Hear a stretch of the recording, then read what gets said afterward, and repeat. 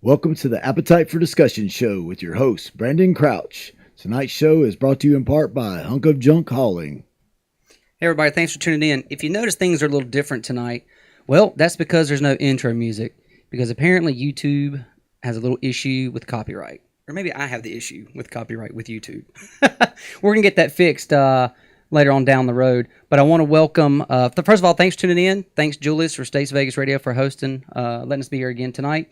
And tonight's guest is a good friend of mine and a very interesting and busy man, Chris Diorio. Hey, welcome. Thank you. Hey, thanks for coming on, man. I was looking back through some stuff today and to just kind of, what in the hell are Chris and I going to talk about? But I was looking through an old email that you sent us, and it's such a great story, and you're a really good storyteller anyway, but you're also an avid hunter. Right? Yeah, for big game stuff, right? Well, I started out like every other kid doing what I could do, like squirrels and little rabbits, and you get a BB gun, you shoot your eye out. But then it sort of graduated into other things as I got older and got along and could travel a little bit. You bet. But you're not from North Carolina, right? Originally, you're from.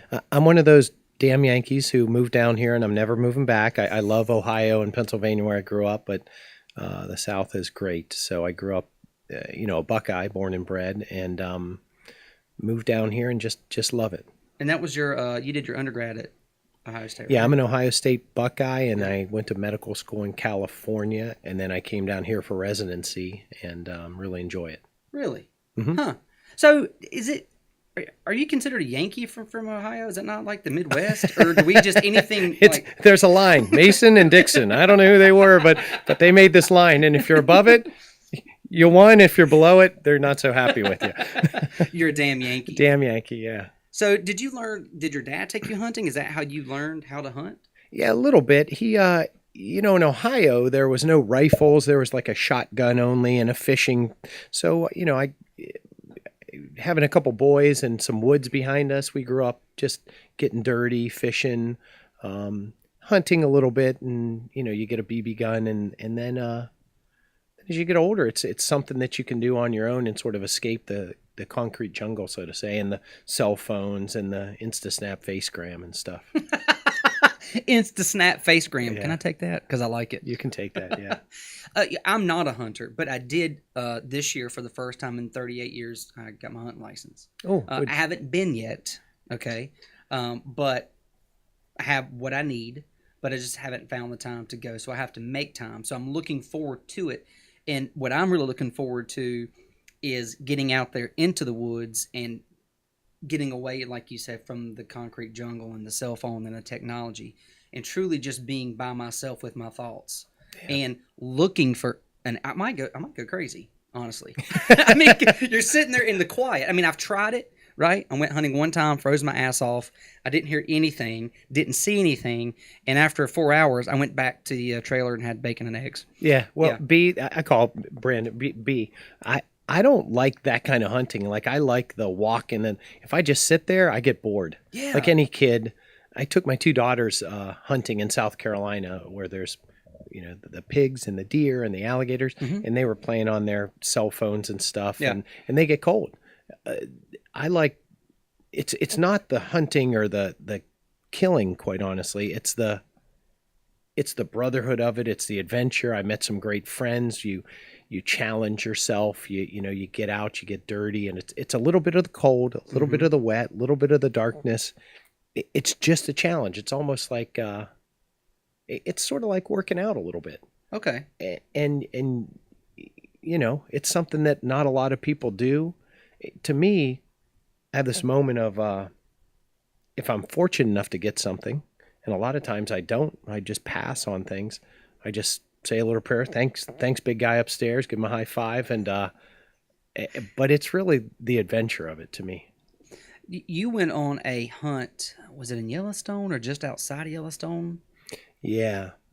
Was that one of the more extreme hunts you've been on? The good and the bad. I've been on ones where you sit there and you have a comfort seat below your behind, and there's a heater, and you're hunting from a little cabin or a little lodge. And the worst one I went on was with another guy you and I know, Todd. We went to Adak Island. Where? ADAC. It's so it's all the way out at the Aleutian chain of Alaska. You're closer to Russia than you are the mainland of Alaska. It's in the Bering Sea, like where they film what's the show? The Last Frontier? Oh, no. Yeah. Deadliest Catch? Deadliest Catch. So you were up there. Oh, it was miserable. It's a volcanic island. Yeah. Oh, it was miserable. Yeah, it was miserable. That was terrible. That was not a good one. But it's a volcanic island in the middle of the Aleutian Islands, out at the end. Is it an active volcano? Yeah. Well, it hasn't been active in a while, but so it's due. You see smoke coming up out of it. Yeah. This is a recipe for disaster, Chris. Yeah. Okay, so you're there. Yeah. Hunting caribou on an island where there's an old Navy base. So people don't know this. Do you want a bit of history, or do you? I'd love, yes, please. So the only Let's go on a time that journey. anybody's invaded the Americas, the United States, was the Japanese invaded Kiska and Attu, two islands. We subsequently went to Adak and were ready to push them out, but they left during World War II. And they put these radar stations there called the DEW line, Distant Early Warning System, and that was one of the islands. And the Army put caribou there. There's no bears there. There's just caribou in case they got invaded again. Cold War type stuff. So all these caribou grew and grew and grew, and they're big caribou. Did they put them there as a food source? Exactly, in case they ever got invaded. So the soldiers. That was my one good guess for the season. Hey, attaboy. Bam. Yeah, you're good. So that was the most extreme hunting experience. I got there's no trees on the island. It's too wind blown and above tree line, and it's just cold and wet and it's tough. So how do you take cover to blend in so the caribou don't see you, or do you have to do that when you're hunting caribou? You do, but by the way, assume I know nothing because I don't know shit. They're reindeer. So caribou are reindeer. Oh. Yeah. They don't have a nose. There's no nose that right. goes on and off. There's cliffs and undulations, and you just sort of hide there, and hopefully they come close enough. Or you go, you get on the volcano and you look at them through binoculars and you get down there. So how far away, what's the furthest distance away you should be if you're going to take a shot at a caribou? With a bow and arrow? Did you go with the bow and arrow? Yeah. Dude, you can't be further than like 40 yards, right? Yeah. That's why I didn't get one. That's why I came home with just me. The caribou did a good job. 40 yards is from here to the front door. Yeah. and I'm not sure I could do that. It's cold as hell. It's windy. It changes direction, and there's no cover. Yeah. Right. There's no cover. So the likelihood slim. Yeah. Damn. Yeah. Could you went with a rifle? And then the next year they went with a rifle, Okay. and they got one, but I didn't get one. But you went up to Yellowstone, and was it an elk that you were able to? Yeah, so a little different. Elk are like where you call to them. You make noises, and they call to you, and they think they're getting lucky, or they think you're a female elk. So you is there a elk call, or can you do it with your voice? Yeah, if I had my elk call, I you wish I could. You can just try it. I don't know if I can right now. Actually, it's such a weird animalistic. Yeah. Well, as you tell the story, you may. Yeah, I may get the Kunes to. And then, you can animalistic call because I'm looking forward to it. Dude, Tarzan.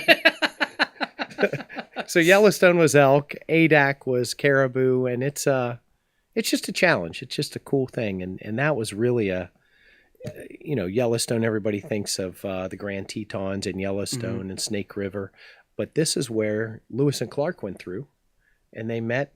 Who's the only female on a bill? Or who'd they meet? Oh, yeah, she's on this gold coin. Throw me a history bone. Shit. Begins It's with an not S. Pocahontas. It's Sacagawea. Huh? See? You're doing it. Okay. I got a quarter. Sacagawea. Yeah. I got as much of her as Elizabeth Warren is related to her. Well I done. got 1/1000th of her name. So you were up there hunting. But you can't hunt inside Yellowstone, right? No. So Yellowstone's a park. Yep. If you hunt there, you get in big trouble. Yep. But the elk and the bison and the deer, they migrate down through this thing called the thoroughfare, and it's right where all the like where the Snake River and the Thoroughfare River go through. Yeah. Hence, there's two big mountains, and there's a valley, so they sort of migrate through, and you'll hear the wolves. This is how cool this is. You hear wolves chasing elk. No. You see, honest to God, I have never, it was the most magnificent, it was one of the most magnificent days of my life. Really? And you're there for a week on horseback, yeah. Wait a minute. So you have to ride into this place on a horse? Yeah, you fly into Jackson Hole. Yeah. And then you ride in for a day, like 20 miles on a horse, which is not good for my, Yeah, your straddle. Oh, dude, not good. Yeah. But you're not a horse rider, right? Is that right? Yeah, I know nothing about horses. So how did they give you a donkey? There's a Shoshone, which is Sacagawea was a Shoshone Indian. Okay. So it's on Shoshone land. Okay. So you have to hire a Shoshone guide, and there's one guide, 2 hunters who have 2 horses and 2 mules, and that's what you go in with. Dude, this is like truly Lewis and Clark days. Yeah. So could you have your phone? You're not supposed to have any electronics, although Okay. we did have a phone, like a sat phone in our phone. You're not allowed to have a wheel. You're not allowed to have a motor. You're not allowed to have a chain. You're not allowed to have anything you take in. You got to take out. Period. It's called it's a wildlife area. So they allow so many hunters in there to sort of cull the herd or manage the herd so that they don't get too much and they start getting diseased. Or, so kind of population control. Yeah, it's management. In a way. Because for all the animal activists out there, we all love animals, right? But there has to be some sort of animal control when it comes to certain things because they will overpopulate or they become predatorial and they will kill what wildlife is. That's their natural habitat to that area, and they'll wipe them out. Yeah, and I'm an animal lover too. I mean, I don't. It sounds like I'm some gun-toting hippie, but there would be no deer in America if there wasn't for hunters. I know that's sort of a dichotomy, but there would be no animals. We almost wiped them out, but now that they're managing them through primarily 99% of hunting fees, they're managed in a sort of non-intrinsic way. They hire people, your DNR officers, and they make sure that there's a season, and they make sure you have so many buck with the horns and so many does, and that's why we have such a plethora of animals in the United States. I think that goes back to what was it in the 30s, the Pinkerton. There's something Wildlife Wilderness Act or a conservative act or something. I should know that since I just took the test 6 months ago. But I have an 8 gig memory, as you know. I can't remember shit. I forgot what you even told me in the beginning. But that helps conserve those things and it helps preserve. And to track them, to learn about the animals and not just, hey, a hunter's going to come in here and we're going to kill all the rabbits and we're going to kill all the dove and we're going to kill all the bear and everything. It's actually helped to preserve them. Yeah, and most hunters, most are, just like most doctors, most politicians, they mostly have good intentions, right? So it's just like fishing. You don't want to take too many bluegills out of the pond, so you manage them. But if there's too many, they'll start getting, dying or muddying up the pond. It's a good management strategy. All right, so you go in with your 2 horses, hunter's guide, and a mule. Yep.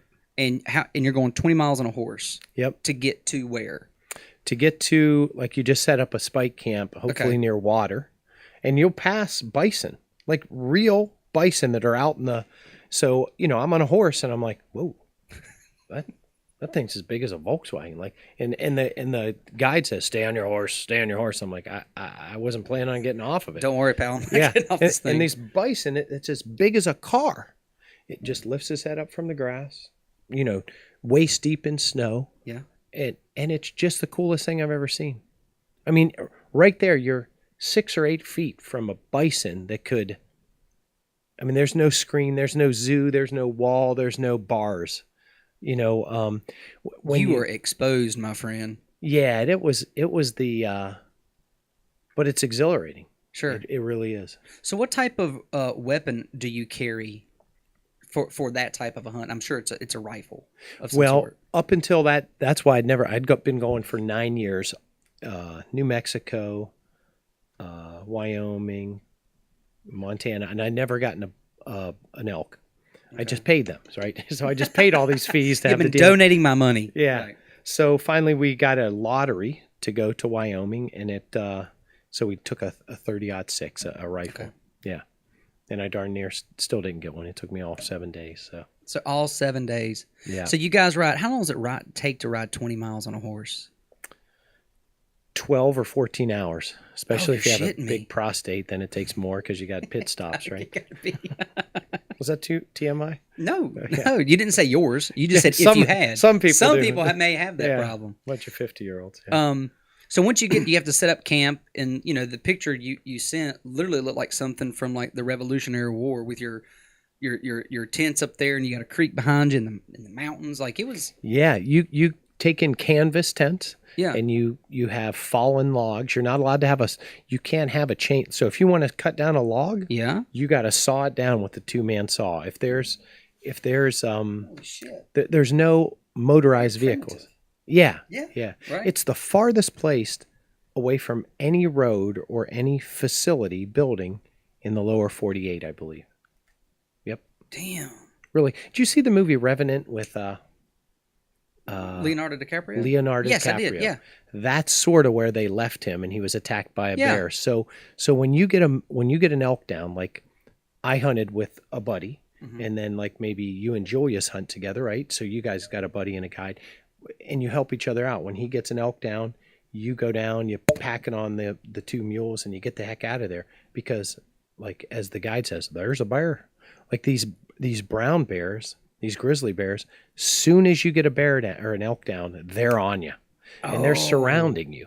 There's bears within 100 yards, like 1, 2, or 3 bears, and they're, you can hear them. Oh, you see them. You see their breath. You see their snot. And so you've shot an animal. It's down, and they're ready to come get it. Oh yeah, there's a bear there. Oh no. Yeah. It's within.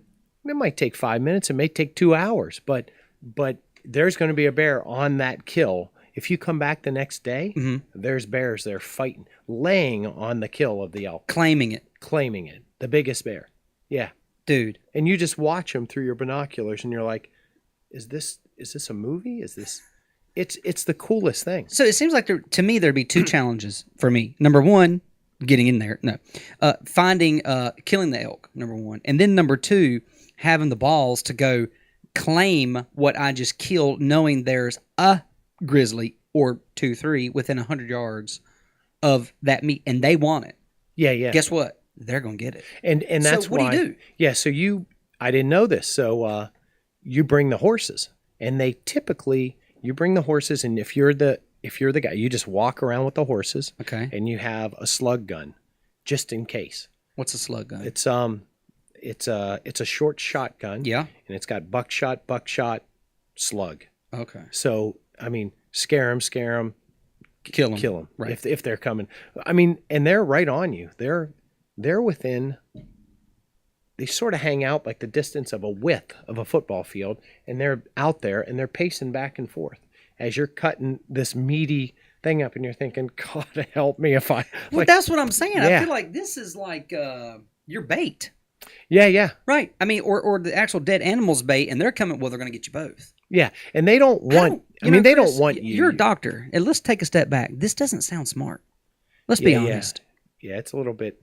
Well, it's a little nutty, you said right? the first thing is shooting it. The second thing is convincing your wife or your girlfriend that you're okay to go, and that's mentality. Yeah. Right? Well, my wife would say, "Well, who you going with, and is the insurance policy up to date?" Just kidding, honey. Yeah, sign this. Sign everything before you leave. Right here. Yeah. All right. So animal goes down, and then what happens? You get on it as quick as you can, or the bears will get on it. Okay. And you quarter it. You take a front quarter, put them on the mule. Take the front quarter, put it on another mule, and you get the heck out of there. How the hell? You're not picking it up. You're cutting it there, skinning it. Yeah. How long does that take for such a large animal? About an hour, maybe 20 minutes. The quicker you do it, the quicker you can get out of there. And then the bears are right on it. Oh, the carcass that's left over. Yeah. What do you leave behind? Obviously bone, I guess. But. Yeah, you just take like the shoulder, and the butt, and you get out of there. Yeah. And how much meat is that, like pound wise? It's a big elk is like 600 to 700 pounds, maybe. Whoa. Yeah. So that's how much meat you take, or yeah, you it's take like a horse. It's a horse. So damn. You brought, was that elk that you brought last week to Perry's? Yeah. That was very good, by the way. Yeah, and I mean you talk about people buying organic stuff. I mean it is I think I might have told you this. I bought a pork roast at a local, Harris Teeter or Publix for Christmas. Served it for Christmas, and then I've also served a South Carolina y'all pig that I've shot, that I've carried out of the swamp in the Congaree in Columbia, South Carolina, and people are like, "Wow, there's no difference. The one in the swamp's a little juicier." Really? Yeah. The Congaree. That sounds like it should be somewhere like not there, like maybe in Louisiana or. Yeah, it's the oldest. You should go. I keep inviting you. It's fun. There's not a lot of. Look, we're stuck in traffic and we're checking emails and texts and, like I say, InstaSnap or FaceGram and some social media. Not many people know that there's the oldest single growth forest east of the Mississippi that hasn't been cut 90 miles south of us. And only 90 miles. Yeah. Go right to I-77, right where it ends. If you're heading to the beach, right where it ends, look across the river. That's the Congaree Forest. And is that part of the hunting club that you're involved in down there? It's not. It's adjacent to it. It's adjacent to it. Yeah. But then that's an interesting story because there's an actual hunting club, right? Or something that you belong to, a group or. Yeah. So when I was a resident, I came down here as a Yankee, and then so I'm a damn Yankee, and I wanted to join this hunt club to just get out. You work a lot of hours as a resident, and they wouldn't take me. Like there was no Yankees in there. Finally, I think the recession came, 2008. They're like, "Hey, welcome aboard, bud. We'll take your $800 or $1,000 a year." And still want in? Still want in, yeah. So, and it's adjacent to the Congaree National Park, and it's cool. So it's overrun a little bit with feral pigs or wild pigs from, the Spanish days, I guess. Really? Yeah. So what is a pig hunt like? It's is that with a knife or a gun? You can do it with dogs and a knife. It's a little brutane for me, but have you tried it? I have. Yeah. Okay. Yeah, pigs will tear your ass up. Yeah. Yeah, like you don't want to slip, right, or make a mistake with the pig. Right. I've gone bear hunting, black bear hunting, and pigs are hard to bring down. They're tough. They're really tough. Because I'm pretty sure I've watched Snatch, and pigs can eat through your bone. They'll get you 2 pounds per minute if they're hungry. Yeah. I don't remember that part, but yeah, they'll eat anything. They'll eat grubs or snakes or corn and in South Carolina you're allowed to bait for pigs because they're a problem. They're tearing up the forest and tearing up the floor. So that is a true problem in South Carolina. Yeah, they're a predator. Yeah, you bet. Predatory. I shouldn't say they're a predator. They're not taking anything out, but they're hungry and they'll eat up fields of soybeans and corn. Yeah. Damn. So what do you bait them with? Soybean, corn? Or? You can put corn out and put it in a big spinner, and you can set a little clock, and every morning and every night it spins, and you throw down corn. Or sometimes people will throw out their garbage. Really? Yeah, they'll just guys will have a can, and it's the worse it smells, the more the pigs like it. Ugh. You just throw out slop, and they put it in a bag and take it to the hunt club and throw it out. So now that makes me wonder, the pigs that eat slop, how do they taste compared to the pigs that have been eating the corn? Huh. That's a darn good question. I get one good question in an episode. So check this out. So you go up to Alaska, and these guys, they make their living off of salmon fishing. Okay. Wild salmon. The creme de la creme is Copper River salmon, right? But then they have these. I don't know. It's red and it's rich and it's okay. But then most of the salmon you buy in the grocery store is farm raised salmon. Yes. And it's yellow, very fatty, very good tasting. Actually, sometimes better than the Copper River salmon. Really? Yeah. So and they feed those salmon sometimes their own excrement, and sometimes the excrement from pig farms and cattle farms. And, when they process chickens, the blood from like they feed them other animal stuff, and it tastes better sometimes than Copper River. You're really kind of ruining me wanting to eat salmon.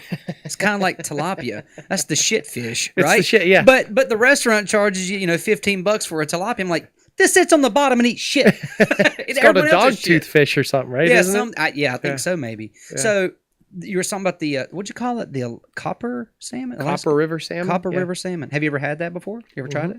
It's good.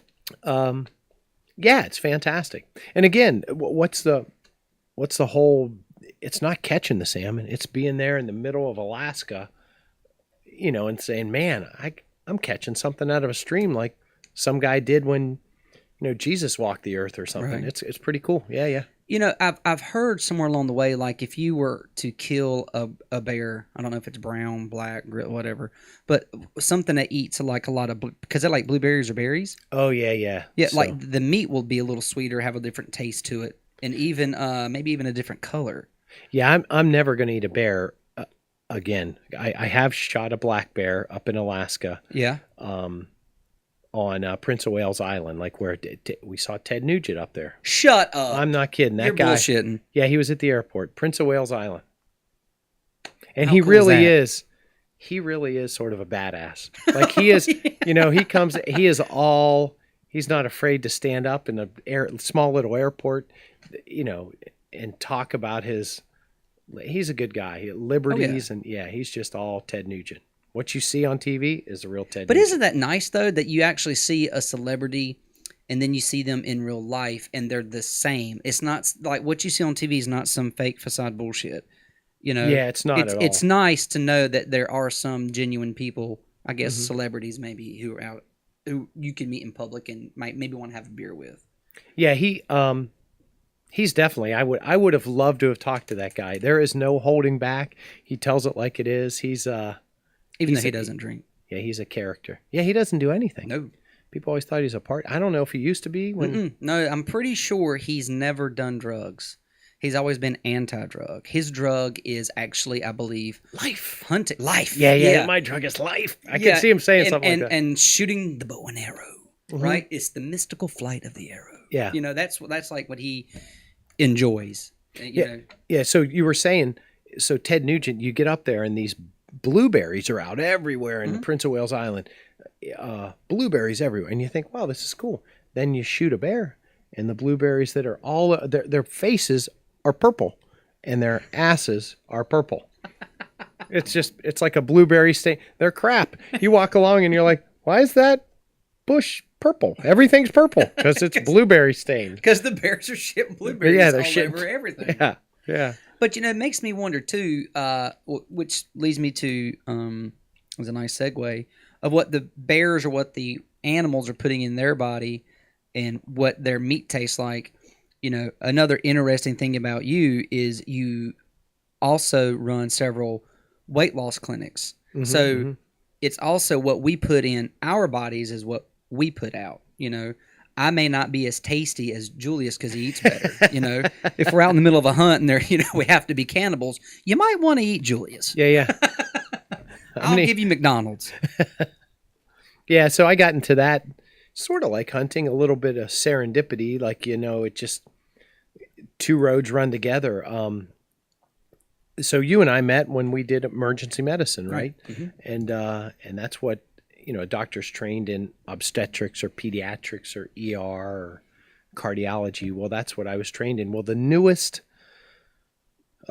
facet of medicine by the American Medical Association is called bariatric medicine, and it's weight management. So they're applying for the newest college, just like OB and cardiology and neurosurgery, to the American Medical Association. And that's what I'm doing now for the past 13 years, I guess, since 2005. It's been a long time. Yeah. And you have several clinics, right? I do, North and South Carolina, yeah. Okay. And what has been the biggest change in your weight loss clinic since you started 13 years ago? Have you seen a shift? Yeah, understanding and social acceptance. We used to look at people and say, as I hold my, hand up like lose weight, man, eat less and exercise more, lazy. Yeah. And we judge people. Sure. But we didn't do that for people that had diabetes or high blood pressure. And yes, it is calories in, calories out.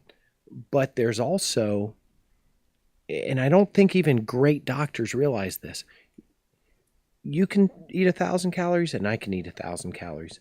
And those 1,000 calories are different for you than they are for me. So it's not just that.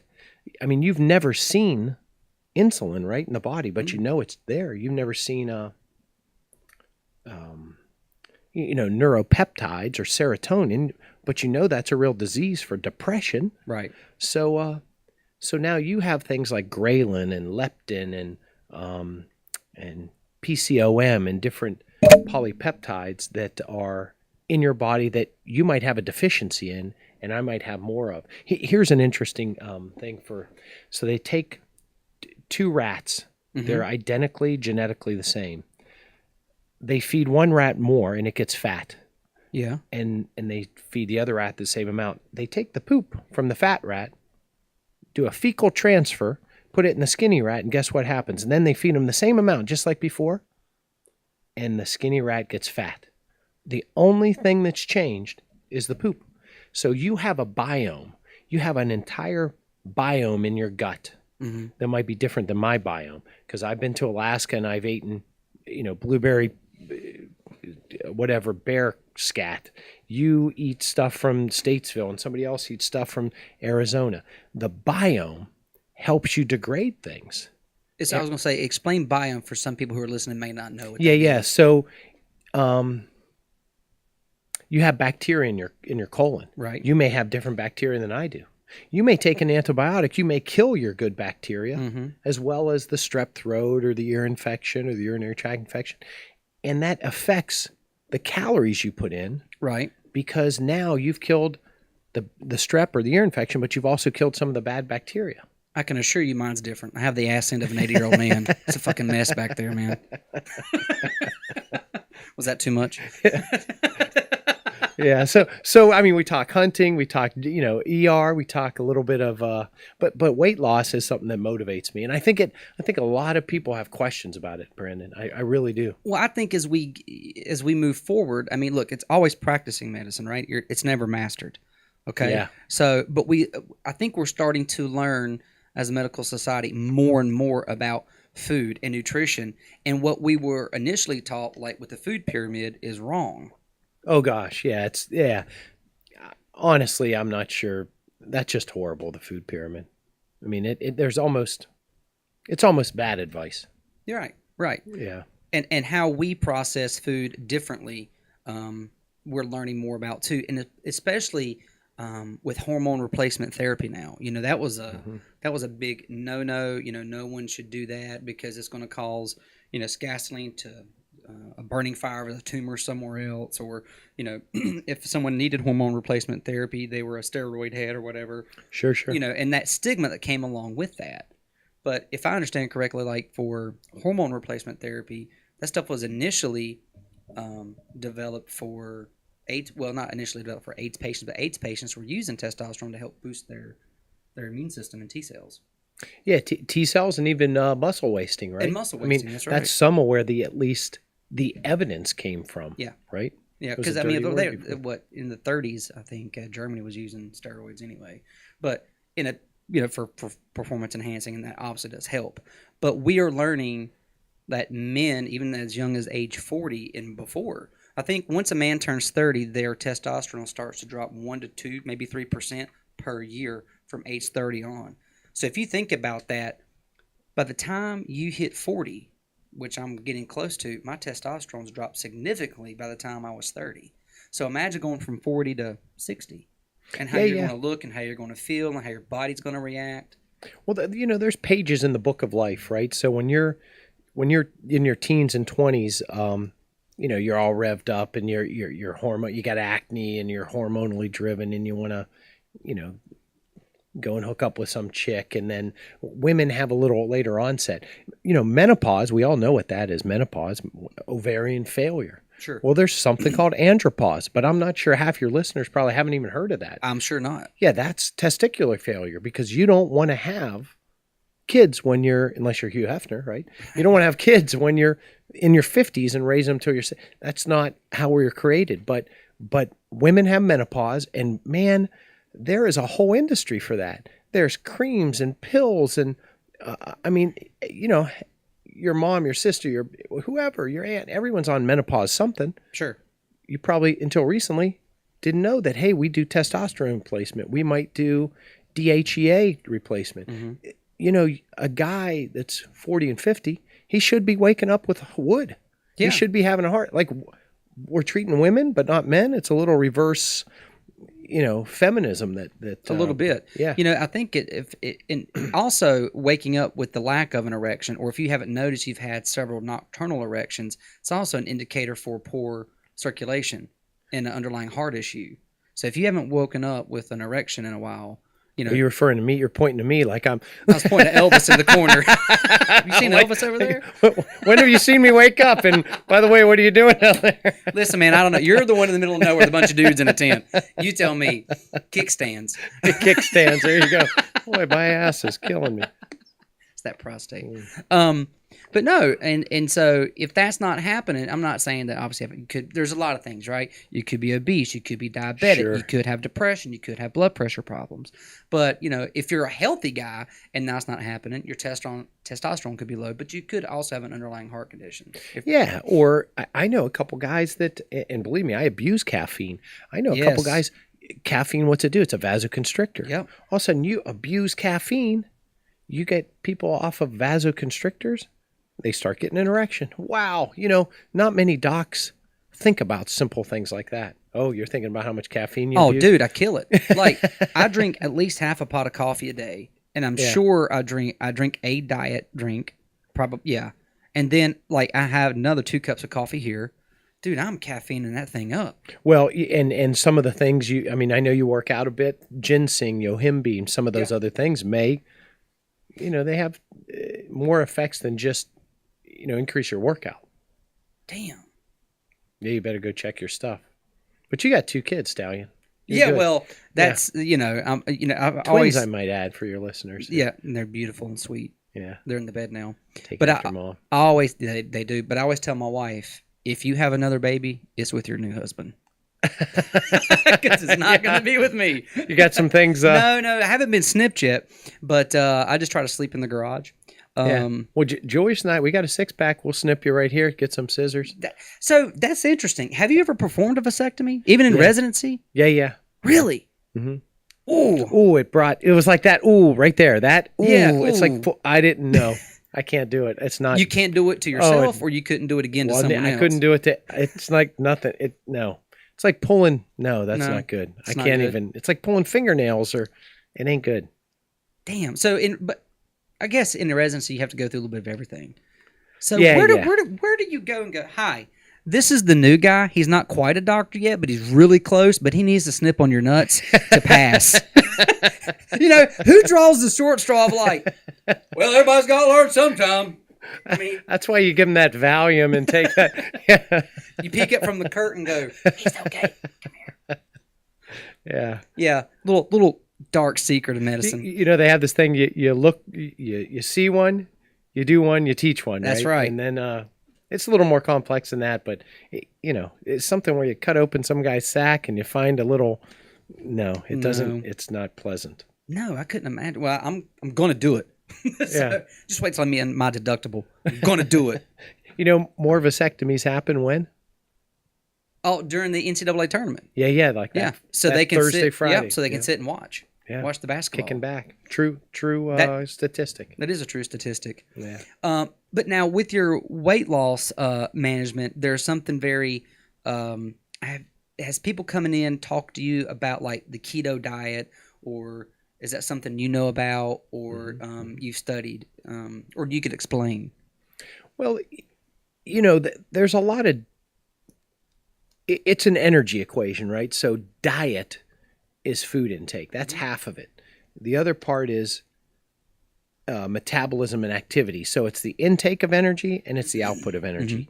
And if you think about that, so that's where people are successful for long term. It's not just a diet. And I think of it as a car. So little ladies come into my office frequently, and they're they're 130 pounds, and they say, I want to fit into this dress. Yep. And I'm like, ooh, damn, I hate when that happens. Because Right. they only got like 100 pounds of engine there. Yeah. They only got 100 pounds of skin and bone and teeth, and they're burning less calories. They're an efficient little Civic sitting there. Mm-hmm. And you know, how much you weigh? 154. So let's take the difference between you and me. I'm 190. So Yep. just sitting here doing nothing, I'm burning more calories than you. It's unfair. If you want to lose weight, if you eat 1,000-calorie diet and I eat 1,000-calorie diet, if you walk a mile and I walk a mile, I'm going to lose more weight than you. Period. I have a bigger engine. Right. It's like pushing a wheelbarrow 100 yards. Well, a 190-pound wheelbarrow takes more energy than a 155-pound wheelbarrow. Right. You know, a big V8 engine is sitting there burning more fuel than a little car. Mm-hmm. So you have to think about not just the diet. We hear a lot, everybody, billions, trillions of dollars in diets, but you got to look at the whole situation. Some people can attack weight management and weight loss from a diet alone, but the best way to do it is diet, Mm-hmm. activity, or what has become known as exercise, Right. but and then somewhere in their lifestyle, you got to look and say, well, do they have a disease process? Are they on a medication? Are they socially? Do they have 5 kids and they can never find time to eat well? Right. And to, well, you know, you can worry about a diet all you want, but if they don't have the money, the food, the social inclination, the ability, and they don't have any way to exercise and their butt's in a chair or in a car down, you know, trafficy 77, you're missing the boat, doctor. Like, you're missing the boat. Right. And to call them, you know, lazy and fat is just disrespectful, right? That's not the answer. It's a social dilemma for them. Sure. Mm-hmm. You know, and I will say that's one of the things I've known about you, which I always found fascinating, is you took a little more time to dig a little deeper into a patient to find other. Well, no. Sometimes, yeah. Well, no, but it's true, right? So someone comes in, you know, with whatever the complaint may be, and obviously you rule out all the bad shit, right? But then you start digging around and find, like, hey, you know, maybe there's something else going on here in your personal life that's causing, you know, this cascade of events that have led to why we're here today. And a lot will not go into that. We've checked the big boxes that this is not the problem. Follow up with your, you know, primary MD. See ya. But I've always appreciated the fact that you took time. I always thought when time was needed, when there was more of an underlying issue, to get down there to more of a root cause. Well, you know, and same thing with you. You know, what makes you a great doctor or nurse or an accountant? You got to care about people, right? And, Mm-hmm. and sometimes you got to care about people sometimes in spite of themselves. That's true. Especially in the ER, Oh, right? I mean, even when they don't care about themselves, you got to take care of them, and it's hard. Weight management's a little different. You have to listen and discover, is it diet? Are they just eating crap because it's functional for them, or because they enjoy it, or because it's cheap and easy in America to have 2 foods, you know, carbs and fats are cheap Yeah. and easy to make? Or is it, you know, they're in a crummy relationship and they're the Chardonnay lady at night, just trying to manage, Sure. you know? So you got to if you don't spend a little time with them in that capacity, you're gonna not really do a good job. Whereas in Mhm. emergency medicine, you know they tell you what to do. There's signs on the freeway that said, you know, make an appointment, 17 minute wait. Right. Yeah, I'm like, well, that's a disservice in itself too, but whatever. That's another road. Yeah, that's another. We need 6 hours for that show. Sorry. But have you seen an uptick, though, in men who come to your clinic, as opposed, or is it mostly just still women? It's more women, but you know, I think men are getting they struggle with it. Yeah, You right. know, you know, men. There's a lot of responsibility socially put on a man. You know, where there's a hot mom, Yeah, there's a guy, for the most part, helping her be that hot mom. Where there's a fit guy, he's got a good partner or a fortunate situation that's helping him be able to work out, right? right. Because it's hard to have, you know, that 2 kids, that 2 cars, you know, that median income, and do it all and be in shape these days. Yeah. It just is. It's an ass kicker. Yeah. Yeah. You know, I was starting to struggle because you're trying to go to the gym, you're trying to eat right. You got, you're raising twins, you're traveling, you're doing all this stuff. And so I was like, okay, well, obviously what I had been doing in the past is not conducive to what I'm doing now. It's not working. So I need to make a change. So I started about 3 months ago, maybe, doing intermittent fasting. And I do it every day. So I go for a 12 to 16 hour period where I don't eat any food, but I'll drink water and I'll drink coffee. What's your time? Tell me your intermittent. So it depends on the day, but so tonight I finished eating around 6:30 p.m. So I will not eat again until tomorrow at 11. That's usually my cutoff. So what is that? That'd be almost a 15 and a half hour fast. And are you hungry? Are you battling hunger? So in the very beginning, little backstory. Prior to, I would eat every 2 hours, and if I didn't eat every 2 hours, I was like, on the Joe Pesci Snickers. Man, I was mad. That commercial. You get hangry. I get hangry, and even everybody who I'm friends with and worked with, they had a snack to throw me, especially during surgery and stuff. They're like, "Oh God, he's such a little bitch." I'm like, "Rah!" I'm just irritable.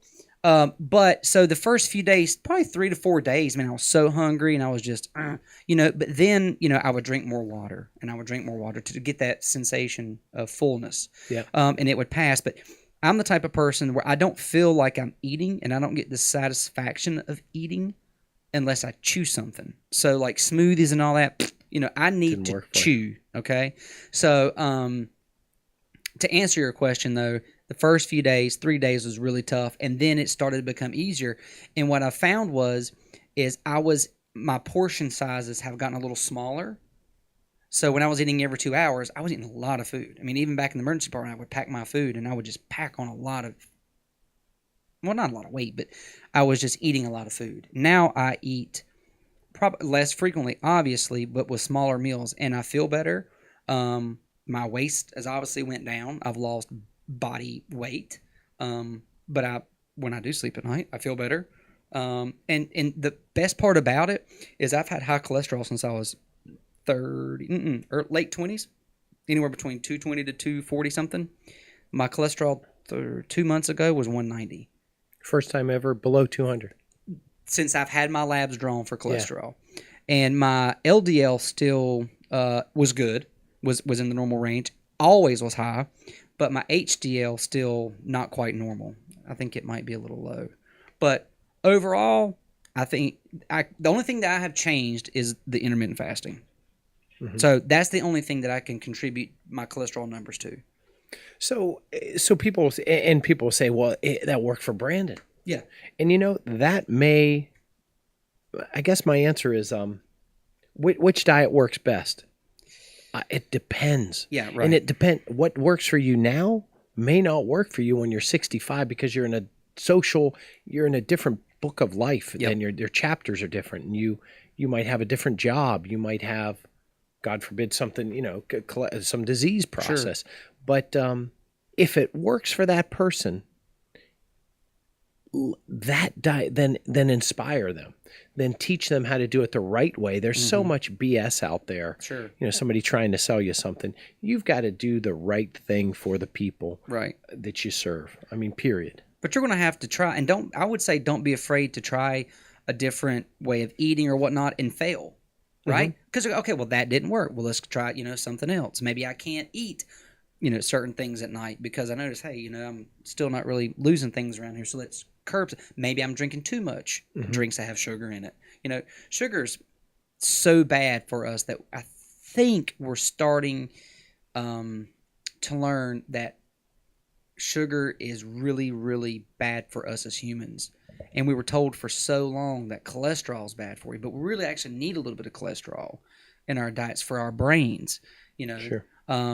But the sugar industry, from what I've been reading and watching some documentaries on, man, it's almost criminal what they've done. Yeah, I mean, as we stand now, and I think this will carry through, simple sugars, high fructose corn syrup, and saturated fats is just not, we're not created for those. Those aren't necessarily natural products. Cholesterol you get from animal products and you make it. So you'll always need cholesterol. Right. That's the source of estrogen, progesterone, testosterone. So yeah, you need that for brain development. But those two things, simple sugars and saturated fats, you know, the Crisco that's Play-Doh on the shelf. Yeah. Not good for you. Right. That's not. Yeah. Right. And I think if we can remember those, I'm not saying they're going to kill you, but you know, those in moderation, they produce free fatty acids. They you know, not just cholesterol problems and heart disease, they produce bad cancers, just like you're pumping gas and you're breathing in radicals, like, and we're eating that stuff. God, man, I start thinking about radicals everywhere I go. Republicans or Democrat radical? Well, honestly, both. Because environmental stuff wigs me out. Like, you know, and now that I have kids, I think, you know, God, should I really be giving them those chicken nuggets? I don't know. They really like them. It's the only thing Dempsey's eating. You want anything else? I'm a horrible dad and a horrible parent because that's the only thing he's eating. But also, I can't let his little ass starve. So it's like, eat something else. So I start worrying about those things. You know, how processed is that? You know, that's why I need to go hunt. I need to go kill an animal so they can eat real meat. So that's where it came from, huh? I mean, really and truly, yeah. Because I want to be able to. Well, I've never done it, and I do like challenging. As I've gotten older, I feel like I like to challenge myself to something different or something new, and don't be afraid to try something new. I mean, I'm 38 years old, sitting here in a flea market with you here, you know, on the internet. Two dudes, right? Two dudes just sitting here chatting. That's something new. You know, never thought I would do that. The hunting, I want to go try that, and there's other things I want to start a small business. You know, why not? Yeah. You know. But it's good to challenge yourself and to get outside of your comfort zone and learn something new about yourself or something else in the environment or whatever. Because I think a lot of us get complacent. Because, dude, it's easy to go home and after the kids go to bed, eat a bag of chips and watch the game. Yeah. And have a beer. And just forget everything and do nothing. And we're set up to do that as a society. We right? are. Yeah, no wonder 2/3 of us are overweight. 2/3. 2/3 now. Yeah. 1/3 of us is morbidly obese over a BMI of 30. Are you serious? There's nothing as prevalent in America or in the Western Hemisphere as obesity. I mean, you it's an epidemic. It's a pandemic. Yeah, it's an epidemic. Yeah, it's horrible. Yet even doctors have the misunderstandings about it. It's really, I mean, I know you concentrate on diet, but really it's a lifestyle change. It's not just diet. It's not just exercise. It's getting your spouse involved. You know, we look at things and we look at it sort of my hand held up, a multifactorial approach. Nutrition support on my pinky and the ring finger, behavior modification, exercise or activity intervention, medication intervention like diabetes, heart disease, high blood pressure, and physician involvement or team approach. That multifactorial approach is the most successful. Those people that quit smoking, that are successful, have failed many times in the past. Sure. Right? Those people that I've been dieting forever, well, they have a different genetic makeup than maybe I do. Right. I'm bald and ugly. Like, you ain't going to grow hair on my head. I want hair on my head, but you're not going to tell me I'm, genetically I can't do it. Right. I want to be 6 foot tall and dunk. It's not happening. So those people that are obese, they don't want to be obese when they're a little kid or a little girl or boy. So we got to look at the whole social factor like it's heart disease and treat it with respect. So yeah. Do you think do you feel that there is a shift and from medicine going in that direction? Yeah. They're starting residency programs. American Society of Bariatric Physicians, now called the Obesity Medicine Society. I'm becoming boarded. I'm probably one of, I think there's 23 board-certified physicians in the state of North Carolina. Congratulations. Yeah. So it's, well, I'm not there yet, brother, but you will be. Yeah. So it's coming along. And with it, change and, just like you challenge yourself, we as a society need to challenge ourselves to do a better job serving people, I think. Well, I also don't want people at home to think I'm always challenging myself because I do like to be lazy. We went out the other night eating steak and drinking beer. I love to have a cocktail and, do nothing and don't think that I won't binge on Netflix. Dare me. Speaking of Netflix, I don't know if you've seen this documentary. It's called The Magic Pill. Tell me about it. Okay, so Dr. Reindaler mentioned it to me, recommended it actually. And the short little synopsis is basically it's a documentary that starts with like the oldest civilization that's still alive. And I think they're in Australia. It's like an Aboriginal type tribe. Mm-hmm. And they lived to be in like their 90s and just died of old age, you know. And then somewhere, and I don't remember why, it's been a while since I watched it, but somewhere in like the 70s or 80s, Western civilization got involved and started. I mean, these people hunted their own food. They fasted. You know, basically you kill what you eat, right? Mm-hmm. Somehow or another, we got involved and started supplying them with food of what we eat. Now, I think the life expectancy is like 60. They have asthma. Almost all of them are obese, and they have diabetes. They're insulin dependent, and they can't even walk to the beach without being short of breath and having to stop. And what they do is they take like these 5 or 6 subjects in the U.S. and one girl's like autistic, another lady's diabetic, and they follow them for like 2 weeks, and they have them change their eating habits and throw away everything that has the wheat in it, everything that has the simple sugars in it, and they change their diet. And you see how each one of them, they're like the lady, they follow her for like 6 or 7 months. She's off the insulin. A little girl who was autistic changed her diet, and it was tough for the family and the little girl because she wouldn't eat anything but, you know, the shit food. And after 7, I think it was 5 or 7 days, she actually started feeding herself with a fork for the first time. Wow.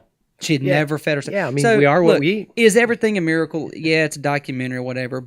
But I think there's a lot of truth into what I was watching and into what's out there. Because if you look in the ingredients, you know, they said out of the 60,000 items in a grocery store, 59,000 of them have wheat.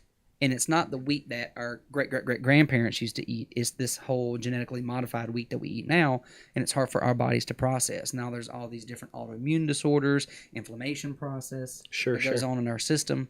So I would definitely recommend checking it out. You know, he recommended it to me, and, you know, he's a guy who lives a healthy lifestyle. You wouldn't think that man's 70, 72 years old if you see him. Gets around, huh? Oh, he's a ball of energy. Yeah. He fasts every other day for 24 hours.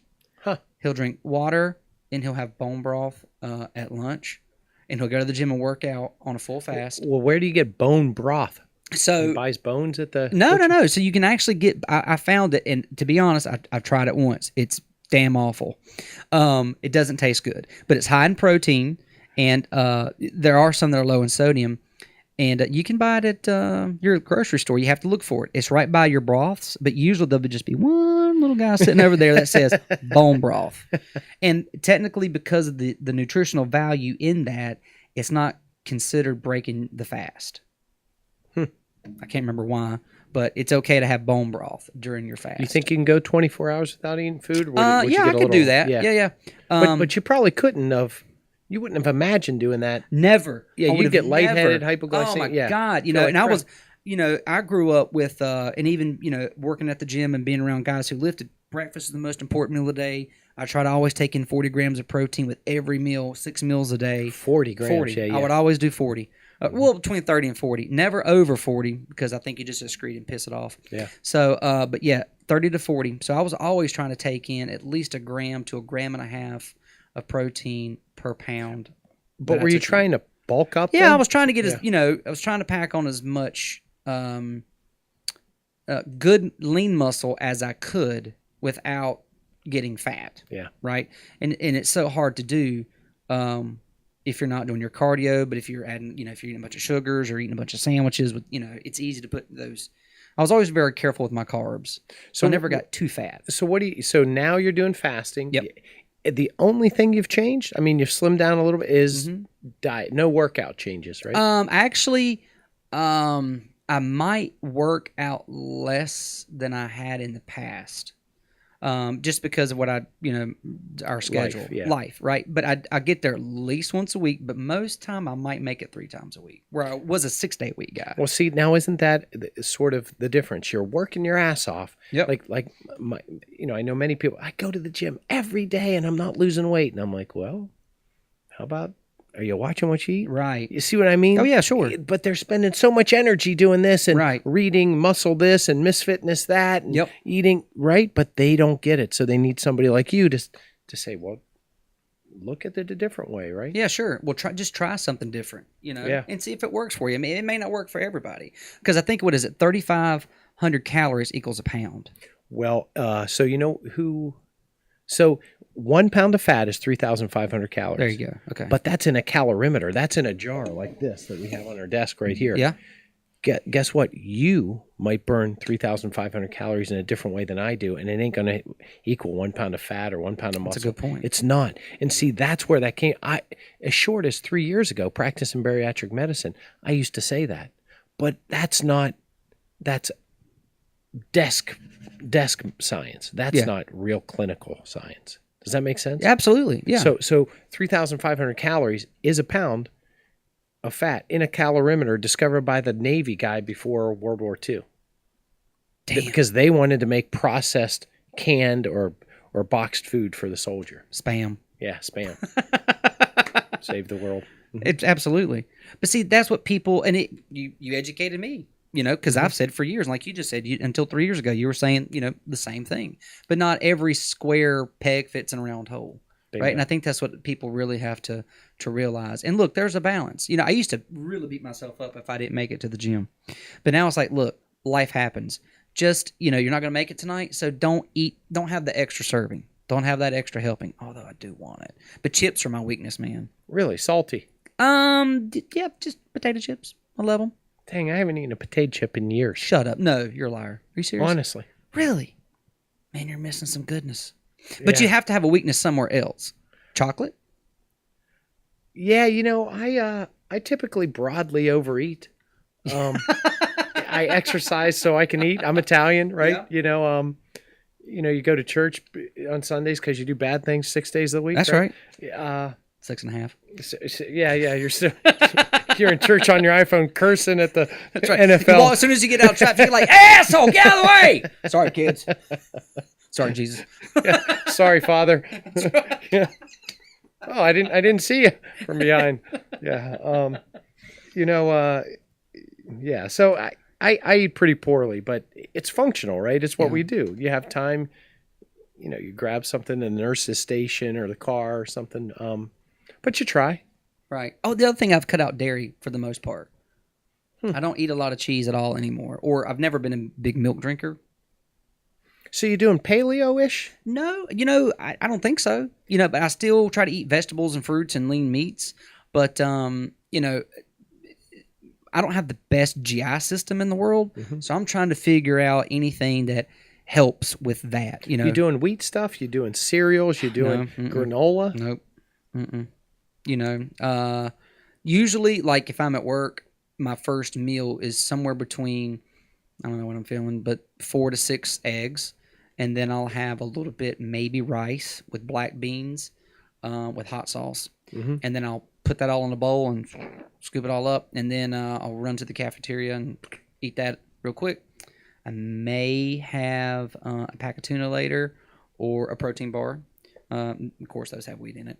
And then I get home and we'll have whatever my wife's cooking for dinner. I don't have any restrictions or anything like that. I try not to eat, carbs or whatever. But if there's some potatoes in there, I'll eat it. I try not to stress her out with my weird eating. Yeah. And then that's it. So you won't do a big ass burrito. You won't do a bowl of ice cream. No. I will eat a burrito. Yeah. Sometimes I'll just say, screw it, and I'll eat the burrito. Or I'll go to, if let's say that we are going to eat Mexican, I may get the number 11, or I might just get the chicken taco salad and with no lettuce. That's just a waste of time. And then I'll just eat everything outside of the tortilla bowl, and I won't eat the tortilla, that things that comes out, that deep fried. You've changed a lot. Yeah. Okay. Yeah. And you're now thinning down and. Yeah, I'm thinning down, but I noticed, Thanksgiving came. I did a quick in and out to Australia, so I didn't eat that great while I was there because you're on a plane and they just serve you shit food. I appreciate the food though. I took my 30,000 feet in a tin cabin at 11 degrees below freezing, and you're.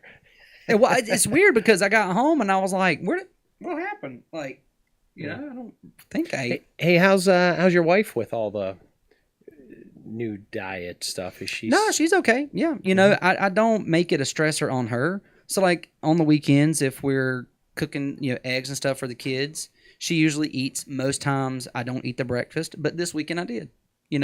I'm not as stringent on myself because life is too short to be stressing out over eating at 9 o'clock versus 11. Yeah, it's got to fit into your right? I mean, I can't. When I was a single guy, I obsessed over shit that really shouldn't have mattered, but I did. Now it's like, I got a kid running around trying not to go up the stairs. One kid's pooped in the diaper. The other one's over here, now trying to pee in the potty. I got eggs on the thing. His kids are 21 and 20. So, I try not to sweat the small stuff, even though I still have a bad habit of sweating the small stuff. Yeah. One thing I did want to say about weight loss and just healthy living was the older I get, I do feel like if you're not in the right mental state of mind, like that is another key component. And I don't mean like maybe meditation, but it's positive outlook. Try not to sweat the small stuff because it's so easy for me or maybe anyone to let one little tiny thing get you down and you just say, screw the diet today. Or you say, I'm not going to the gym today. And then that cascades. I feel like if you don't have a good positive outlook or something to keep you mentally healthy too, I feel like that's a big part of your overall wellness. And Yeah. I feel like that's something that we are starting to learn more about too is mental health, mental stability, and mental awareness. Yeah. Did you ever see that movie City Slickers with Billy Crystal? I love that movie. Yeah. So remember Curly? Oh yeah. Old rusty. What's that guy's name? Jack? No. Jack. I think Delane. Curly. Curly, and he says, in essence, he says, what's the secret to life? Remember, he holds that big glove up. One thing. And you never find out. Even in City Slickers, the bastard dies. And that is right. What is the one thing? The one thing. There's lots of one things, and that one thing changes in life. But I think Eleanor Roosevelt once says that I think the secret to life is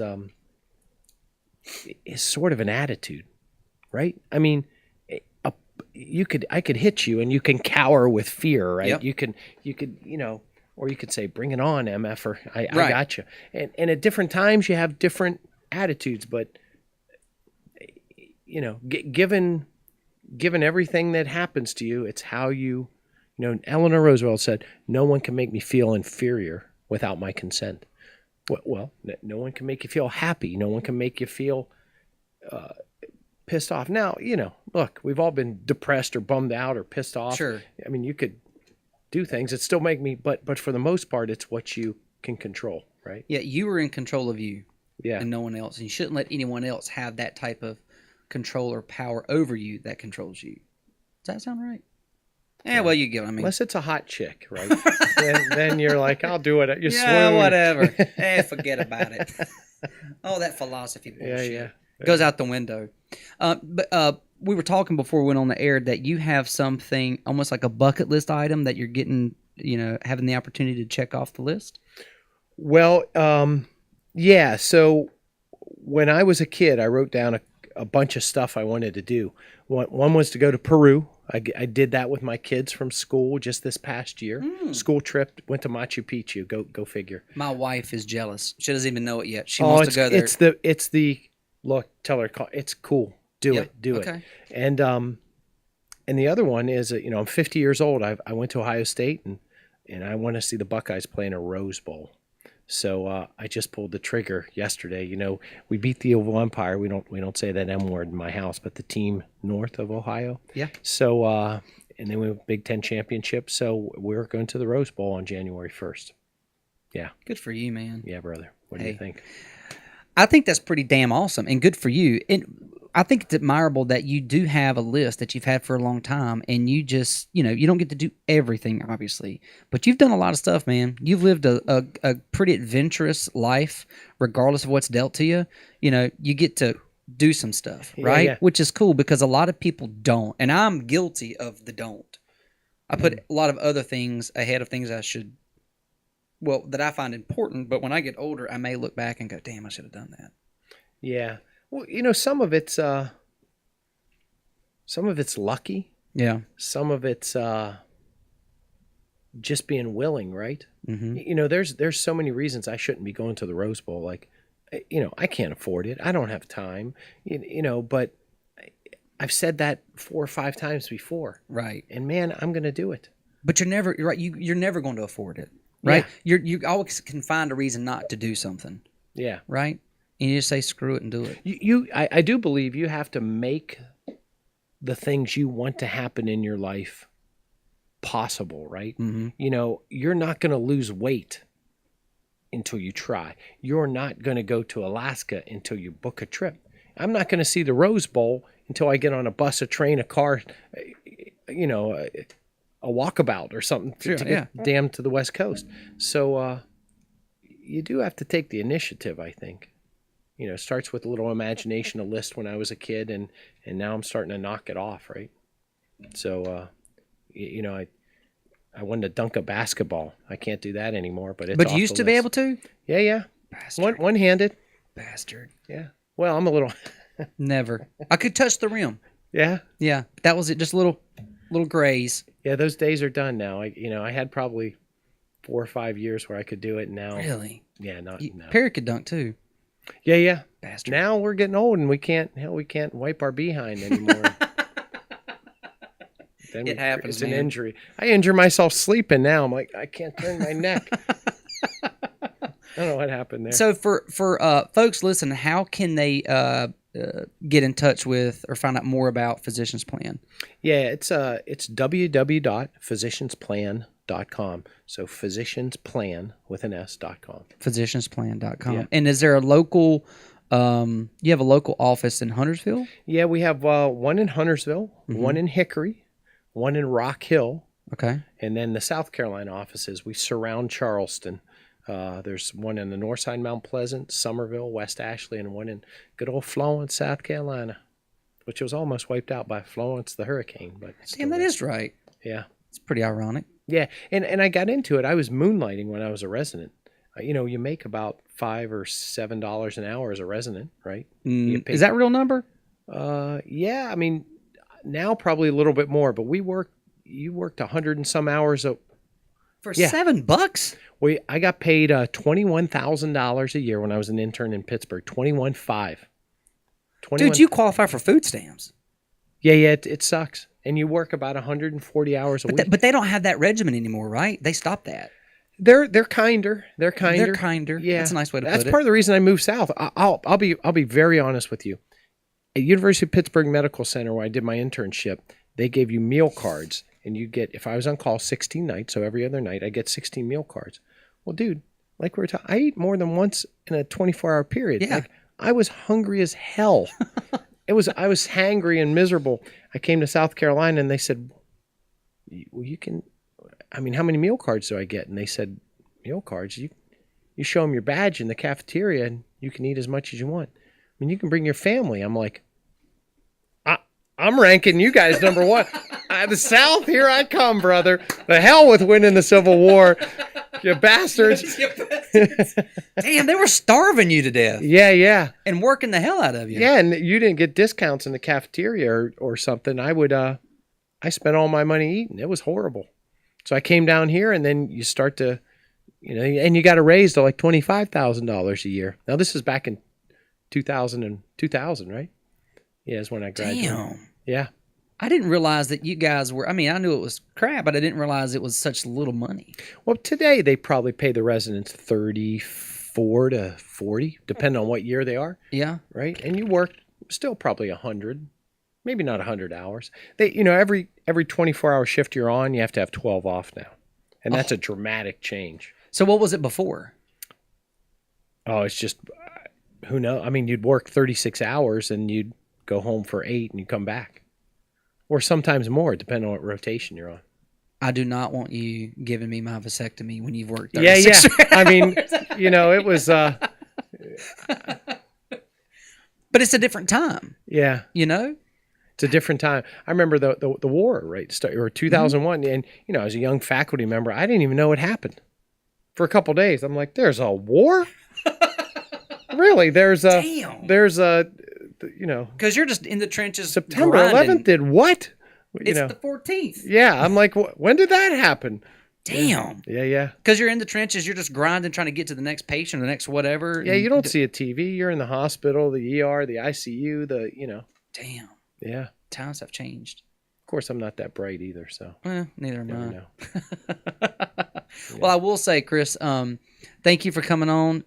I've said this for a long time since I've known you, honestly, when I tell people, you're one of the most kindest, warmest, gentlest people that I've ever had the fortune of meeting and calling a friend. And I think we are very lucky to have the friend group that we have. And I cherish you all. And thank you for coming on. And maybe you can come back sometime and tell some more stories. Thanks, brother. I appreciate it. Thanks, Thank buddy. you. Thank All you the for best. your show. You do good work. Thanks, man. Thanks, Ryan, for listening. We'll see you next time.